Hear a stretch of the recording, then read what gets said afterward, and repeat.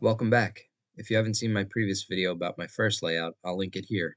Consider giving it a watch as it may fill in some of the missing information from this video. Layout number 2, my masterpiece disaster. This layout was built on a bar top about 7 feet long by 2'6" return.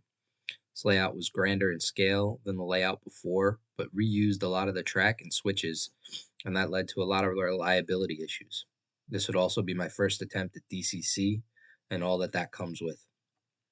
I learned to be a part-time electrician and a contortionist as the benchwork was built above an existing shelf bar. This is how you learn and grow with each layout. I've learned a few things about working under the bench and sequencing your work. If you don't want to have a shelf, you may want to install it later. Uh, Back to the layout. I knew I wanted a double track main. I obviously failed at that. I was working in a limited space and therefore had very tight 9.5-inch radiuses, but wasn't too big of a deal as I only had small locos. I purchased 2 new DCC locos for this layout. The layout was planned on AnyRail and thought out a bit more than the original. Again, fell victim to I have this track, so I must use every piece. The layout consists of a twice around loop, inside and outside line that served as a runaround, also a consolidation yard off the main servicing 2 industries and an engine service facility. There's a line that went over the top of the inner track to serve as a reversing loop, but that never quite worked. This layout is where I learned the difference between DC and DCC track forgiveness.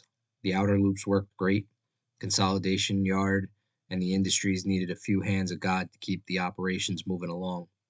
I used the inner loop as a yard lead for switching cars and running them to the industries. The light blue area is where I used for my programming track. This layout was my first to get real scenery. I began to fill in and add kit buildings and other scratch-built items, foam mountains, mesh hills, etc. The large mountain at the wall was built simply to cover the plug on the wall that powered my track. The trees are hand-built, twine and wire. I spent a lot of time learning other scenery techniques off layout that I didn't have a chance to make onto the board, as I would once again be moving.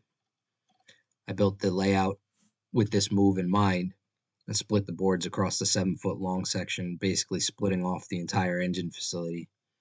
Haven't been able to find a home for this layout, and it has now led me to planning my next layout.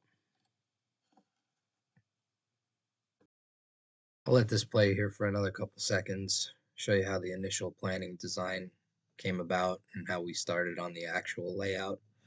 I'll do another video about an actual review of what was finally constructed.